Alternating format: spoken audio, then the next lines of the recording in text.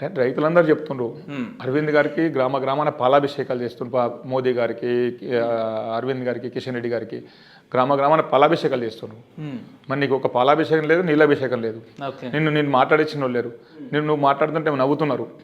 నేను ఉన్నాను అని చెప్పి ఉనికి చాటుకోవడానికి నువ్వు నిజామాబాద్ వచ్చి మాట్లాడుతున్న ప్రశ్నలు తప్పితే నేను ఎవరు ఆదరిస్తలేరు, నీ గురించి ఎవరు పట్టించుకుంటలేరు. అసలు నువ్వు నిజామాబాద్ ప్రజలకు ఏ రకంగానూ కూడా మేలు చేయలేకపోయినావు. ఒక ముఖ్యమంత్రి కూతురుగా ఉండి కూడా నువ్వు నిజామాబాద్ జిల్లాకి ఏ రకమైన మేలు చేయలేవు. అక్కడ ఏం చేసినావు ప్రజలందరికీ తెలుసు. కమిషన్ల కోసం కకృతి పడి అభివృద్ధిని కూడా అడ్డుకున్నావు. బోర్డు ఏర్పాటులో కవిత గారి పాత్ర లేదంటారా? గతంలో చేసిన కృషి కావచ్చు, వాళ్ళ నీళ్ళని కలవడం కావచ్చు, రిప్రజెంటేషన్స్ ఇవ్వడం కావచ్చు. ఆమె పాత్ర జీరో, ఏమి లేదు. ఆమె పాత్ర జీరో. ఎందుకు ఈ మాట? కవిత గారి పాత్ర జీరో. ఎందుకు ఈ మాట అనాల్సి వచ్చింది? ఏం చేయలేదు. ప్రచారం కోసం పనిచేసింది తప్పితే ప్రజల కోసం, పసుపు రైతుల కోసం చిత్తశుద్ధితో పని చేయలేదు. ఆమె ఆలోచన కూడా చేయలేదు. నిజంగా ఒకవేళ ఆ రోజు పసుపు బోర్డు రాకుంటే ఇక్కడ రాష్ట్రంలో ఉన్నటువంటి మీ ప్రభుత్వము పక్కన ఉన్నటువంటి రాష్ట్రంలో 1500 వాళ్ళకి బోనస్ ఇస్తూ ఉంటే క్వింటాల్కు పసుపు రైతులు నష్టపోతుండ్రు. బాగా కష్టపడి వాళ్ళు పండిస్తే నష్టం జరుగుతుందన్న సందర్భంలో కూడా మీరు హెల్ప్ చేయలేదు. ఇంకా మీ కృషి ఏ విధంగా కూడా చెప్పండి. మీరు పసుపు రైతుల గురించి ఆలోచన చేయలేదు. మీరు ముఖ్యమంత్రుల దగ్గరికి వెళ్ళిందంటే మీరు ఫోటోల కోసం వెళ్ళినారు. ఫోటోలు సోషల్ మీడియాలో పెట్టుకోవడానికి అవి చేసిన తప్పితే చిత్తశుద్ధి లేదు. అంటే మరి అరవింద్ గారు కూడా అందరి దగ్గరికి వెళ్తున్నారు కదా, వారు కూడా ఫోటోల కోసం వెళ్ళినట్టు. అరవింద్ గారు చిత్తశుద్ధితో పనిచేసింది. నేను ఒక విషయం మీకు చెప్తాను. అరవింద్ గారు చేసింది 2019 ఎన్నికల సందర్భంలో మేము ప్రచారంలో ఉన్న సందర్భంలో పసుపు రైతుల బాధలు ఇవన్నీ ఆయన గమనించి అన్న ఏదో ఒకటి చేయాలా అన్నాడు. ఏదో ఒకటి చేస్తే ఏం చేస్తారు అన్నాడు. ఏం చేస్తున్నారంటే 3 రోజుల ముందు ఎన్నికలు దాదాపు ఎల్లుండి పోలింగ్ అనగా ఇంకో 2 రోజుల ముందు పోలింగ్ ఉందనగా ఒకరోజు నైట్ నాకు అన్న మనము పసుపు బోర్డు తీసుకురావాలంటే కేంద్రం మీద ఒత్తిడి తీసుకురావాలంటే మనోళ్ళకు ఒకటి వీళ్ళకి ఏదైనా గ్యారంటీ ఇవ్వాలా అన్నాడు. ఏం చేస్తావు? ఒక బాండ్ రాసి ఇస్తాడు. వద్దు అన్న. నేను వద్దు అంటే లేదు మనము కేంద్ర ప్రభుత్వంపై ఒత్తిడి తీసుకురావాలంటే డెఫినెట్ రాసేయాలన్నాడు. కానీ ఏ రైతు కూడా నేను బాండ్ రాసి అడగలే. ఏ రైతు సంఘం దగ్గర పోయి కూర్చుంటే బాండ్ రాసియలే. ఆయన మాకు చెప్పి బాండ్ రాసి సోషల్ మీడియా రిలీజ్ చేసిండు అంతే. అది కేంద్ర నాయకత్వం దగ్గర బాండ్ రాయడంలో రైతుల ప్రమేయం అయితే రైతులు ఎవరు అడగలేదు. రైతులు ఏ సంఘం కూడా, ఏ రైతు సంఘం కూడా కూర్చోబెట్టాడు మాట్లాడలేను.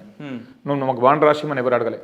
ఈయన బాండ్ కూడా రాసి ఎవరి దగ్గర బాండ్ ఎవరు రాయాల్సి వచ్చింది అరవింద్ గారు. ఆ బాండ్ చూయించి కేంద్ర ప్రభుత్వం పైన ఒత్తిడి తీసుకొచ్చి ఈ ప్రాంత రైతులు ఎంత ఇబ్బంది పడుతుండ్రు కదా, దీన్ని సాధించాలి ఎట్లా అనేటువంటి ఒక తపనతో రాసిచ్చి ఆ రాసిచ్చిన బాండ్ మీద వీళ్ళు ఈ బీఆర్ఎస్ వాళ్ళు, టీఆర్ఎస్ వాళ్ళు కానీ, కాంగ్రెస్ వాళ్ళు ఏ రకంగా మాట్లాడినారు, ఏ రకంగా చేసిండ్రు, ఈ బీఆర్ఎస్ గూండాలు ఏ రకంగా ఐసపల్లి దగ్గర రైతుల పేరు మీద గూండాలని తీసుకొచ్చి ఏ రకంగా దాడులు చేపించిండ్రు, అవన్నీ మనం ప్రత్యక్షంగా చూసినాం. కానీ ఆయన చెప్పిన విధంగా ఆయన టర్మ్లో 5 సంవత్సరాల లోపల ఆయన పదవి కాలంలో ఒక 6 నెలల ముందే మోదీ గారిని పాలమూరు కేంద్రంగా ఇక్కడికి వచ్చినప్పుడు ఆనందించడం జరిగింది. అదేవిధంగా 15 రోజులకు నిజామాబాద్ వచ్చి రైతులకు భరోసా ఇచ్చి నిజామాబాద్ కేంద్రంగానే జాతీయ పసుపు బోర్డు ఏర్పాటు చేస్తామని చెప్పేసి ఆ రోజు కూడా మాట చెప్పడం జరిగింది. వారు చెప్పిన విధంగా ఎన్నికల తర్వాత చేస్తామని చెప్పింది స్పష్టంగా. ఎన్నికలు అయిపోయినాయి. ఎన్నికలైన తర్వాత మధ్యలో అనేక రాష్ట్రాల్లో ఎన్నికలు వచ్చినాయి. ఆ సందర్భంలో మహారాష్ట్ర వాళ్ళు మాకు పసుపు బోర్డు మా దగ్గర ఏర్పాటు చేయాలని, తమిళనాడు వాళ్ళు మా దగ్గర ఏర్పాటు చేయాలని వాళ్ళు రిప్రజెంటేషన్స్ ఇచ్చిండ్రు. మహారాష్ట్ర వాళ్ళు కొద్దిగా ఫోర్స్ కూడా చేసిండ్రు. దానికి కొద్దిగా అరవింద్ గారు ఢిల్లీలో ఉండి దాదాపు 2 నెలలు. అన్న, ఈ బోర్డు ఏర్పాటు అవ్వడం వల్ల పసుపు రైతులకు ఏ రకంగా మేలు జరుగుతుంది అనుకుంటున్నారు మీరు? బోర్డు వల్ల పసుపు పంట పైన ప్రత్యేకమైనటువంటి దృష్టి పెట్టేటువంటి అవకాశం ఉంటుంది. ఇంకోటి ఏంటంటే బోర్డు వల్ల బోర్డు ఏర్పాటు చేసే దాంట్లోనే వాళ్ళు కేంద్రం స్పష్టంగా చెప్పింది, పసుపు ఎక్కువ ప్రమోట్ చేస్తాం, మార్కెటింగ్ పెంచాలా, ఉత్పత్తి రైతులు ఏదైతే చేస్తున్నారో ఆ ఉత్పత్తి చేసినటువంటి పసుపు నాణ్యత పెంచాలా, పసుపులో ఉన్నటువంటి కొర్కుమిన్ శాతం ఉన్నటువంటి వెరైటీలని తీసుకొచ్చి రైతులకు అందించాలా.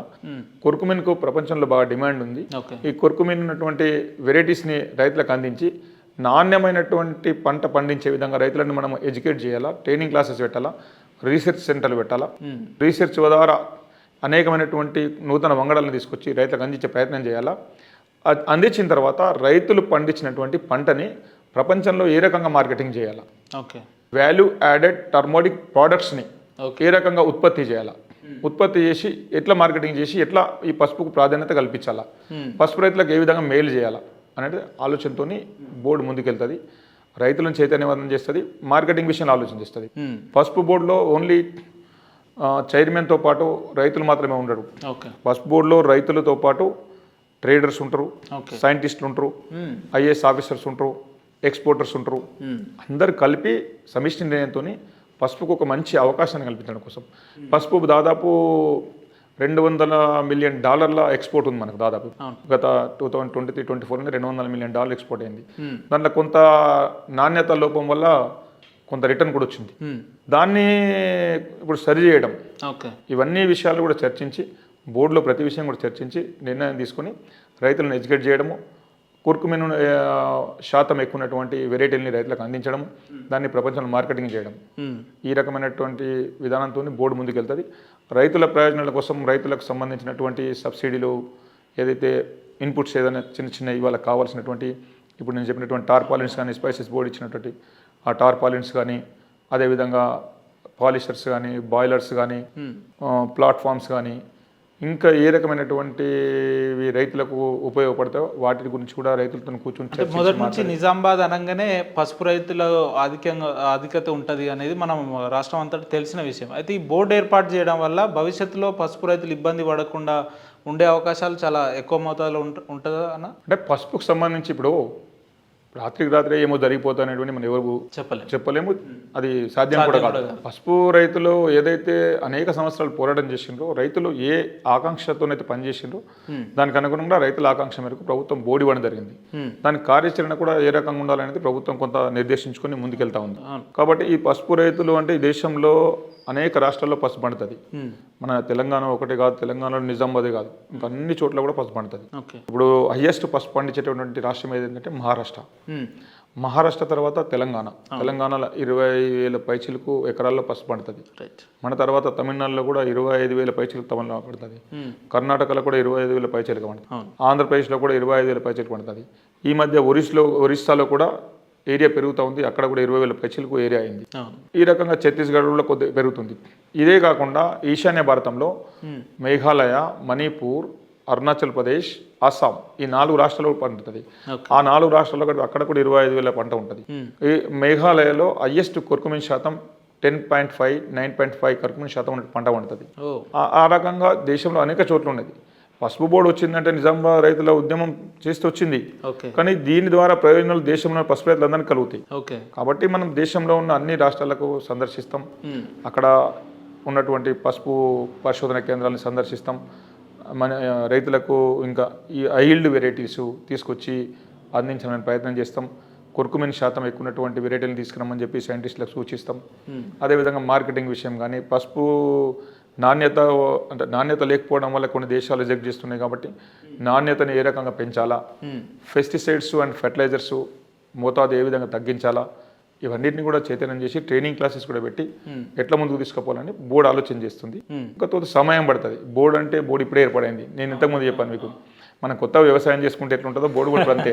మనము కొత్త వ్యవసాయం చేయాలనుకుంటే అంతా చెట్లు ఉంటాయి, ఆ చెట్లని తీసేపియడము, చదును చేయడము, మళ్ళు కట్టుకోవడము, తర్వాత దాంట్లో కొంత మనము ఏదైనా మట్టి ఎరువులు వేసుకోవడము, ఆ తర్వాత పంట పెట్టుకోవడం, ఆ సంవత్సరం పంట సరిగా వస్తుందా లేదా చూసుకోవడము, ఆ తర్వాత కొంత 1-2 ఇయర్స్లో దీని రిజల్ట్స్ కనబడుతుంది. కాబట్టి మనం చేసేది రైతుల కోసమే చేస్తాం. ఏది చేసినా కానీ కేంద్రం రైతుల గురించి ఆలోచించి